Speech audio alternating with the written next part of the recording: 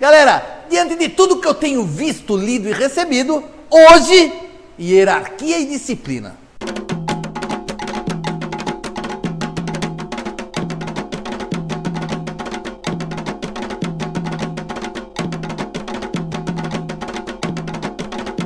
Um salve com muita alegria a toda a galera da internet. Eis aqui Umbanda Boa, os nossos fótons de informação de Umbanda através da internet, aqui pelo seu YouTube, para levar informação para quem quer aprender, para quem já está na Umbanda faz tempo, quer saber um pouquinho mais, tem dúvidas ainda. Cola no Umbanda Boa, assiste o programa que você está sempre sendo atualizado. A gente está sempre tentando levar informação de uma forma limpa, visando desmistificar a nossa Umbanda. Hoje, galera, eu separei um tema, o nome já diz bastante, né? Hierarquia e disciplina, mas que as coisas isso quer dizer? Galera, é muito simples. Eu vejo no meu terreiro, converso com outros babalaôs, com outro pessoal de outros terreiros, tanto de Umbanda quanto de Candomblé, e a gente percebe que existe um problema muito sério com relação, primeiro, à hierarquia, de respeitar-se a hierarquia e dos filhos de fé terem disciplina. E o engraçado é que, apesar de eu ter falado que isso acontece tanto na Umbanda quanto no Candomblé, fica muito claro, isso é muito mais comum, infelizmente, na Umbanda do que no Candomblé. Você percebe que existe um respeito do filho de fé muito maior dentro do Candomblé do que na Umbanda. No Candomblé ele pode até ser um pouco rebelde, mas ele segue uma linha de disciplina maior. A Umbanda parece que, como a gente prega muito liberdade, as pessoas confundem liberdade com bagunça, com anarquia, e não é esse o ponto maior da coisa. Para tudo deve existir uma organização, para tudo existe hierarquia, para tudo deve existir disciplina. Se você começar a pensar que, não obstante, a gente temos o quê? Um ser chamado Deus, nosso Deus único, que você pode chamar de Olorum, você pode chamar de Zambi, você pode chamar do que você quiser. Se for o Deus único, onipotente, onipresente, onisciente, está valendo. Ele seria o quê? O nosso ponto mais alto da nossa hierarquia. Toda a espiritualidade que vem abaixo dele, que trabalha, ela tem também uma hierarquia. Essa hierarquia ela pode se subdividir tanto em legiões quanto em falanges. Existe sempre um chefe maior que normalmente bate continência,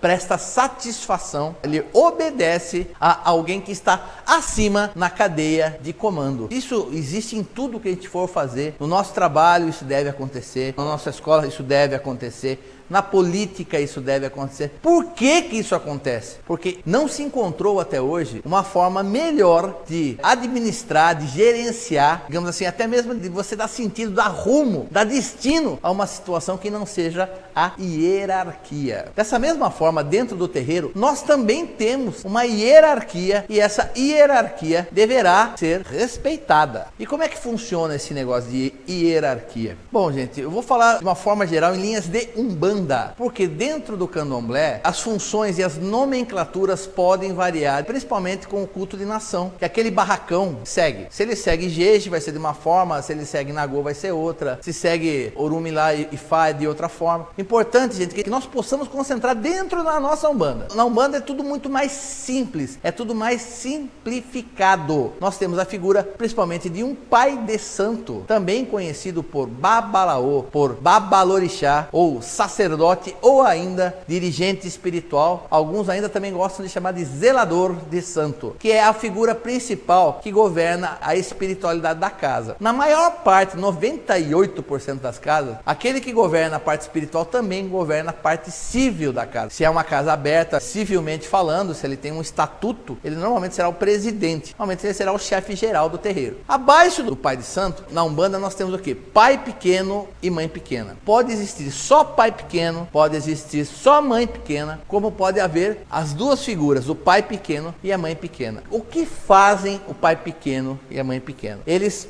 vão substituir o pai de santo sempre que necessário, tanto no que se refere à parte espiritual, nas questões de firmezas da casa, nas questões inclusive até de tocar um trabalho, de você liderar um trabalho espiritual, caso o pai de santo ou a mãe de santo não possa estar presente. É o pai pequeno e a mãe pequena que vão fazer toda essa parte. Quando o pai de santo está incorporado, o pai pequeno ou a mãe pequena não estarão incorporados, estarão o que a gente chama de estar acordado. Por quê? Enquanto o pai de santo estiver incorporado, a entidade dele guardará e cuidará da parte espiritual. Mas também existe uma parte material dentro da casa que deverá ter sempre um responsável pronto a responder, a orientar ou a dirimir uma dúvida. Essa é a função do pai pequeno e da mãe pequena também. O respeito que você presta ao sacerdote, ao pai de santo, mãe de santo, é o mesmo respeito que você vai prestar para o pai pequeno e a mãe pequena. Tanto que quando se bate cabeça, normalmente na maioria das casas ficará o pai de santo junto do seu pai pequeno ou da sua mãe pequena ou dos dois, se for o caso. Os três receberão pedido de bênção dos filhos que estarão batendo cabeça naquele instante, naquele momento. Então o respeito é o mesmo. Por quê? O pai pequeno e a mãe pequena são os substitutos imediatos do babalaô, do sacerdote, do pai de santo. Porque se um dia ele vier a faltar, imediatamente serão eles os substitutos naturais do pai de santo. Nesse motivo de ausência, pode ser falecimento. Então o que acontece? Eles já estão sendo preparados para isso. Eles já estão sendo familiarizados com os fundamentos daquela casa. E, certamente, eles também têm que ser preparados espiritualmente no sentido de fazer o curso de sacerdote, prestar suas obrigações individuais para todos os orixás. Em alguns cantos aí do Brasil ainda vão fazer camarinha para pai de santo.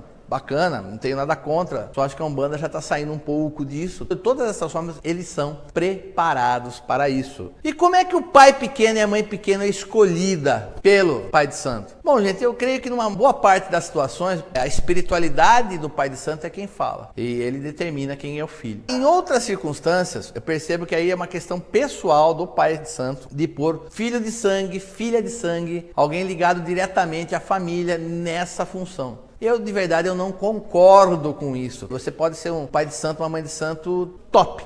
Isso não significa que o seu filho de sangue ou sua filha de sangue tenha a mesma aptidão, tenha o mesmo dom, a mesma vocação. E aí começa uma situação muito, muito complicada. O que acontece hoje? Muitos pais de santo preparam pessoas que não têm o que eu acho extremamente importante dentro de uma hierarquia de terreiro, que é a pessoa ter a vocação, ter o sentimento apropriado. Eu acho que uma pessoa, para ser sacerdote de Umbanda, para ser pai ou mãe de santo, eu acho que a primeira coisa que ela deve ter é separar dentro dela os sentimentos dela dos sentimentos que ela vai usar dentro do terreiro. Isso é imprescindível. Por que isso é imprescindível? Eu mesmo, gente, se eu falar para você, nossa casa não é uma casa gigante, mas não é uma casa pequena, é uma casa grande. Se eu falar que eu não tenho diferenças com pessoas dentro do meu terreiro, eu vou ser muito hipócrita. Não existe isso. Só que dentro do terreiro, ele é meu irmão de fé, ele pode ser meu filho de fé, pode ser meu afilhado. Não importa, lá dentro eu não posso deixar os meus sentimentos. E mesmo que eu não goste da pessoa, se a pessoa vier pedir meu aconselhamento, a minha ajuda, eu tenho que fazer com a maior isenção possível. Então a pessoa, para ocupar um cargo de sacerdócio dentro da Umbanda, ela tem que ter uma coisa chamada quociente emocional, ou como mais popularmente é conhecido, ter jogo de cintura. A pessoa não pode ser uma pessoa nervosa, uma pessoa irritada, ela não pode ser uma pessoa que tenha falha de julgamento, ela não pode ser uma pessoa que tenha falha de comportamento, ela tem que ser exemplo, tá? O líder sempre, em qualquer função na vida, ainda mais dentro de uma religião, o líder deve dar o exemplo. Então, você não pode escolher pessoas muito novas demais, porque não é que o novo seja ruim. A grande maioria, a esmagadora maioria das pessoas muito novas, ela ainda não tem o comprometimento devido para assumir essa função. Não pode ser uma pessoa que tenha problemas de carência, que tenha problemas emocionais, ela não pode, porque ela vai ter que cuidar dos problemas emocionais dos outros. Tudo isso deve ser avaliado. Eu peço aos meus irmãos, pais e mães de santo, por favor, que julguem com mais calma, com mais paciência, antes de começar a preparar uma pessoa para a função de pai pequeno ou mãe pequeno. Porque o que vai acontecer lá na frente? Como eu já recebi em relatos, a pessoa começa a enfiar os pés pelas mãos e perde o respeito de todo o corpo mediúnico. Por tabela, o pai de santo também perde o respeito do corpo mediúnico. Aí vira o quê? Vira a casa da mãe Joana. Como não tem um líder que é respeitado, porque não adianta, meu irmão, você querer falar, sou pai de santo e comigo, se não me respeitar, eu vou firmar a vela de ponta cabeça. Não faça isso, não seja idiota. Não assuma karma. Você tem que liderar, você tem que ser respeitado. Todos têm que te seguir por respeito e não por medo. Se em qualquer casa, meu irmão, você está seguindo um pai de santo ou uma mãe de santo, que ele está te governando através através do medo. De verdade, você fica se você quiser, você tem o seu livre-arbítrio. Só que eu não acho um lugar bacana de ficar. Na hora que for possível, você deve buscar um novo espaço. Eu acho que tem que ter disciplina? Tem. Por quê? Porque o ser humano não é filho de fé, não é um umbandista. O ser humano ele é muito folgado. Nós somos espaçosos. Nós somos comodistas. Então, se não tiver regra e não tiver uma disciplina firme, uma disciplina forte, uma cobrança forte em cima dos irmãos, os irmãos não se comportam como deveriam. E eu percebo isso porque eu vejo que, como dentro da Umbanda, o terreiro é a cara do pai de santo, porque é sempre assim, né, gente? Para ser Umbanda, tem que ter aquela coisa, trabalho do espírito para a caridade, não pode matar bicho, não pode fazer o mal, não pode cobrar, essa é a função mínima. Daí por diante de como o pai de santo vai desenvolver a ritualística, ou como que ele vai fazer as regras dentro do terreiro dele, é com ele. Então a gente sempre fala que o terreiro tem a cara do pai de santo. E eu percebo, conversando com irmãos Brasil afora, que os terreiros que têm doutrina mais rígida, ou seja, para você ser um reles trabalhador da casa, não é cambone, um reles trabalhador da casa, quero trabalhar na biblioteca, quero lavar banheiro, você precisa frequentar a casa 1 ano. Para você ir para a corrente principal, você demora no mínimo 7 anos, e lá todo mundo faz tudo direitinho. Por quê? Porque o ser humano, ele quer ser mandado. Eu não concordo com essa rigidez tão grande, mas eu percebo que se também não houver rigidez, não houver orientação, não houver comando, tudo cai por terra. Cada irmão começa a fazer o que dá, que acha que é correto. Ninguém vai seguir a doutrina do líder da casa. E isso é muito negativo para a Umbanda. Então eu peço primeiro, pais de santo, vocês são líderes e têm a obrigação de dar o exemplo. Você tem a obrigação de serem rígidos quando tiverem que ser e serem aquelas pessoas arrebatadoras, arrebanhadoras quando for necessário. Você vai escolher o seu pai pequeno ou a sua mãe pequena, você tem que avaliar muito, conhecer muito a pessoa que você vai colocar na função. Não é uma pessoa que você necessariamente goste. Claro, você tem que ter afinidades com você, mas ela tem que ter principalmente o quê? Vocação para trabalhar com gente. Se a pessoa não tiver isso, ela não tem nada. Ah, mas ela é uma médium excepcional. Deixa ela na corrente trabalhando, atendendo assistência. Ela pode não ter a qualidade principal,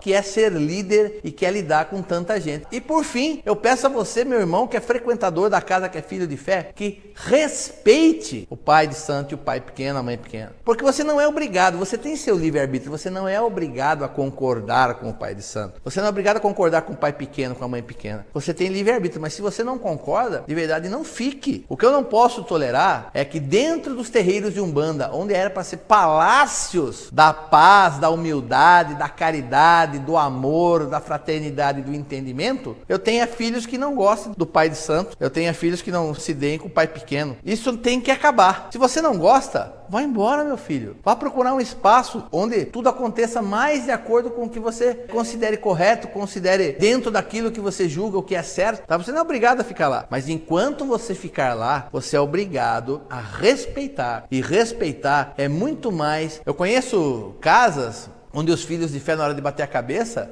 o filho de fé bate a cabeça e simplesmente não vai pedir a bênção do pai de santo. De verdade, gente, eu acho uma falta de educação. Não é nem respeito mais, é educação isso daí. É mostrar declaradamente, eu não vou pedir sua bênção. Você não concorda? Beleza, você não é obrigado a concordar, você pode ir embora, ninguém vai fazer nada contra você, meu irmão, minha irmã. Mas você tem que tomar a sua decisão. Agora, você ficar dentro de um terreiro e causando problemas, lembra que você não está afrontando apenas o pai de santo, você não está afrontando apenas a diretoria daquela casa, você está afrontando o corpo espiritual que coordena aquela casa. E aí a cobrança pode ser, o buraco pode ser um pouquinho mais embaixo na hora de acertar as contas. Por isso eu falo, meu irmão, tá numa casa, mesmo que você não concorda, se você quer ficar lá, respeite e tenha educação. Cumpra com as regras da casa, mesmo que você não concorde. Ah, mas eu não quero ficar aqui. Então, beleza, você tem direito, você tem livre-arbítrio para sair quando quiser. Então você sai e vai conhecer outra casa, outros espaços que possam lhe fornecer mais ou menos aquilo que você quer. Fora isso, a história do pai de santo e a figura do pai pequeno e a mãe pequena, você tem o corpo mediúnico da casa. Por que eu não comentei muito, não falei muito sobre o corpo mediúnico? Porque é difícil você travar uma conversa com o médium, você vai conversar com a entidade dele. Então ele quase que passa neutro. A identidade que ele usa é a identidade da entidade, ou seja,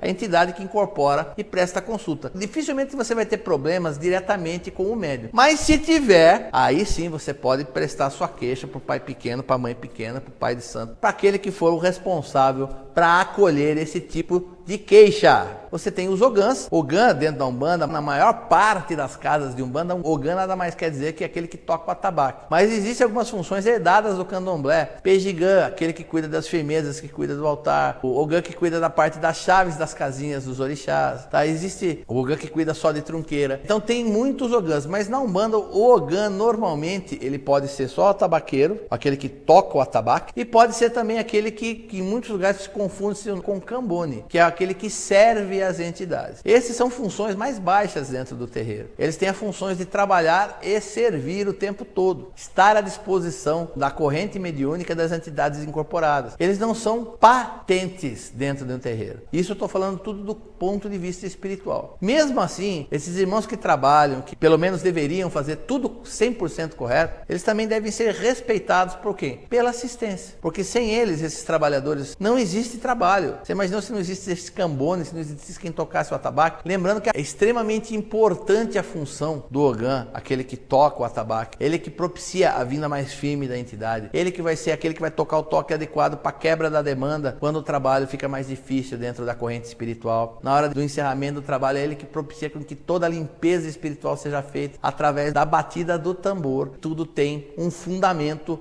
e eu estou devendo esse vídeo, eu sei. Vou fazer em breve com vocês, tenham paciência. Mas são trabalhadores importantes, então merece o respeito da assistência. E daí você fala, pô, mas fechou o vídeo de hierarquia e disciplina? Não. Uma outra coisa que é extremamente indisciplinada nos terreiros de Umbanda é a própria assistência. Eu devo lembrar, gente, que a assistência é um ponto muito delicado dentro de todo o terreiro de Umbanda. Infelizmente, nossos irmãos também estão em evolução, são nossos irmãos, mas todo mundo está preocupado em resolver o seu próprio problema, olhar para o próprio umbigo e esquece dos irmãos, tantos outros irmãos que estão ali na casa, que também precisam.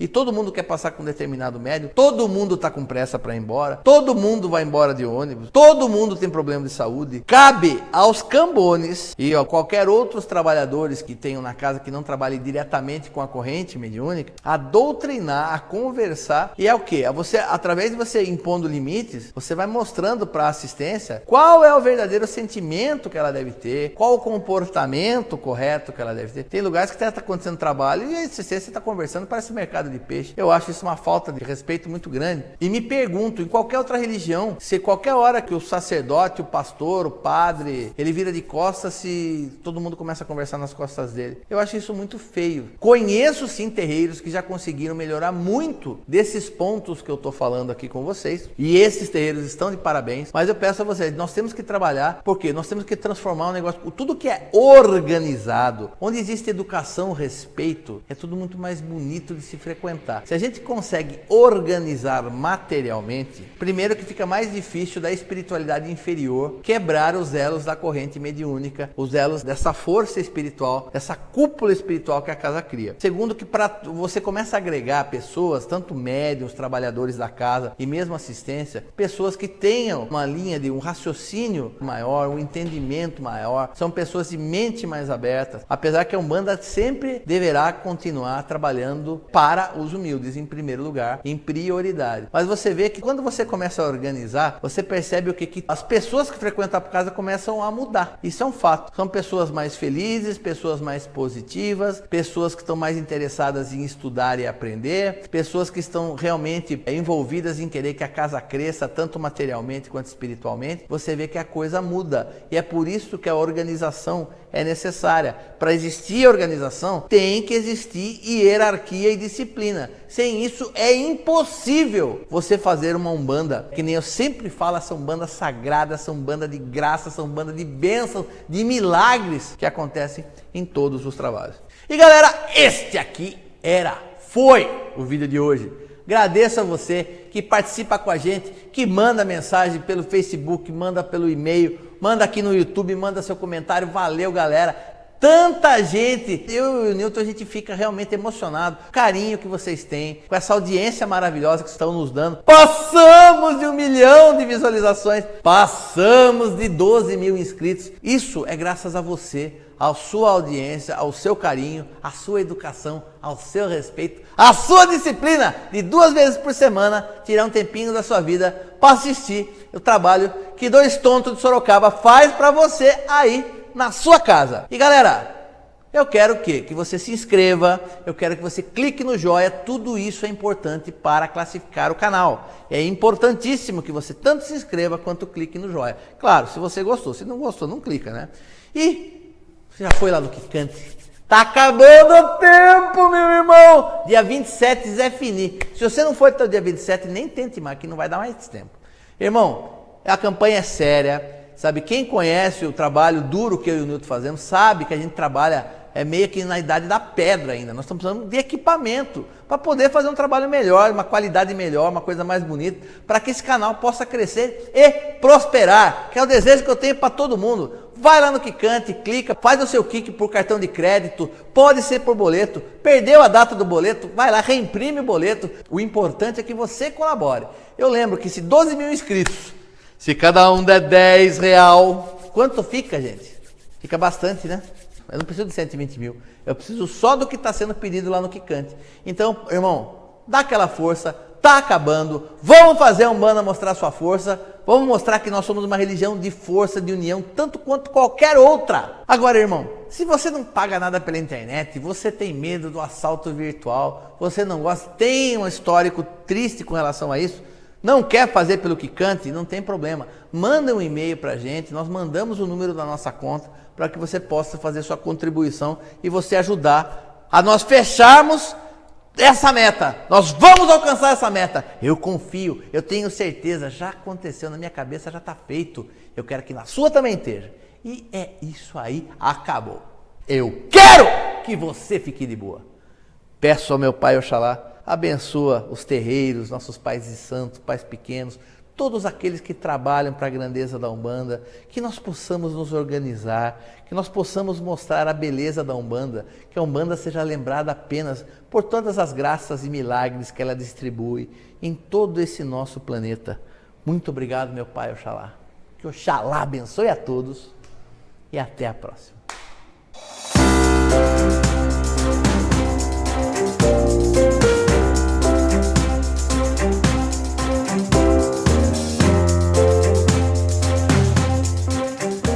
Então vou mostrar rapidinho aqui, hoje vai ser a sessão de pretos velhos, sexta-feira, são 6h30 da tarde já, nossas portas abrem às 7 horas da noite, a assistência já deve estar chegando, somente 4 médiuns estão trabalhando no momento, a gente atende uma média de umas 20, 25 pessoas, às vezes chega a 30 pessoas, na sua maioria são brasileiros. Enfim, quero mostrar a nossa casa, ela é pequenininha, mas tem muito amor, tem muita dedicação aqui, tá? Então vamos lá, eu vou mostrar para vocês. Lá está nosso congá, onde tem todas as imagens que a gente trouxe do Brasil.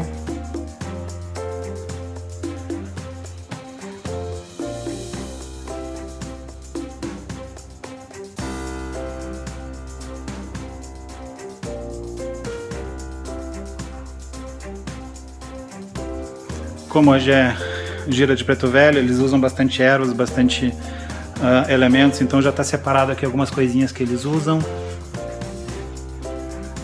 Algumas outras ervas por aqui. Nossa casa. Ela não é muito grande, como eu falei, mas ela tem bastante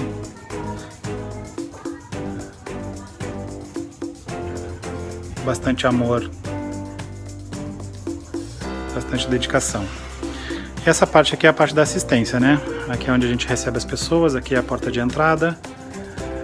Então tem algum aqui onde pegam as fichas, colocam os nomes no caderno de oração. E tem toda a parte da assistência aqui. Né? Lá é o quadro onde a gente dá aula durante a semana. Né? Tem um sofazinho ali para a criançada deitar quando está muito cansada. E o nosso jardim aqui, onde a gente colhe nossas ervas para os pretos velhos.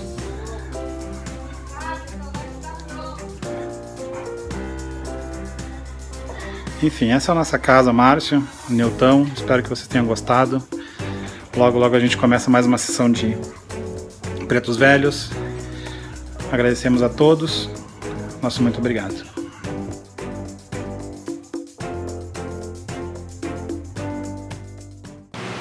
Foi no bolso.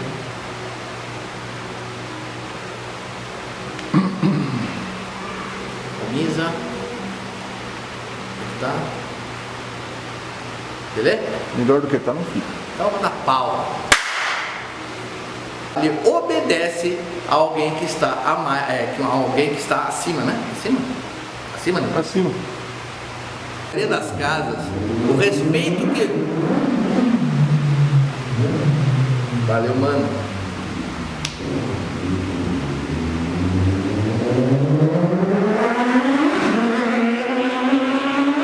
Rasgou. Esquecemos de cigarro aqui. Cavalo. Se qualquer casa, você, meu irmão, que é médium, tá seguindo um pai de santo. Volta um pouquinho. Como é que eu... trabalho do espírito para a caridade. Meu Deus do céu, eu perdi tudo, Nilton. Ué? Sumiu da minha cabeça. O que você falou, o que você ia falar? O que eu falei? Você estava falando que toda casa tem os preceitos básicos e depois tem o toque pessoal do pai. É, que é até a cara do pai de santo. Então peraí. Que- Tem a ver com as regras, espera um pouquinho só. Tá. Vamos ver se eu peguei aqui. Chega na hora de bater. Para, respira.